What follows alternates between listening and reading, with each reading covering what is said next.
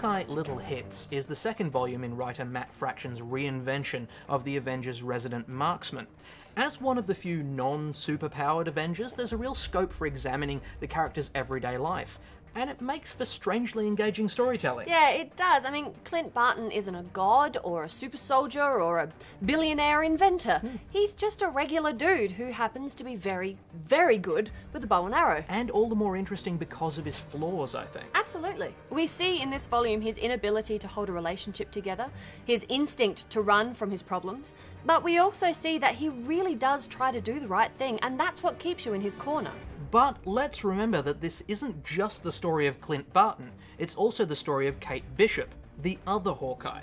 Well, it's mostly about Clint. Kate generally just shows up to yell at him for being a flake and then storms off. But despite that, there's a real strong sense of character here that Fraction gets across really effectively, assisted in no small part by the artwork. Yeah, and there are a few different artists involved in this volume. David Aja's work has a minimalist look to it that reminds me of Darwin Cook's visual style. It works really well for the sort of Hawkeye's day off feel that this volume has. Steve Lieber and Jesse Ham jump in for a single issue in this volume, but they hold very much to the same visual style, I thought. They do, but then we get to issue number 10, which features art by Francesco Francavilla, which I personally was very excited by. There's a complete change in style as a disturbing new character called the Clown is introduced.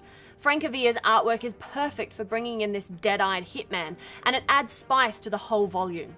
I think Hawkeye has definitely become a title to watch, and I'm giving this trade a buy. Well, you wouldn't think that watching members of the Avengers trying to hook up a DVD-R or discussing a popular cop show would be much fun, but it actually really works. I mean, and don't worry, there is still action as well, but it's more grounded than we're used to seeing in a lot of Marvel titles, more rooted in reality, and that makes it both gritty and compelling. I'm giving it a buy as well. I think this is a fresh take on a classic character, and it's well worth a look. Absolutely.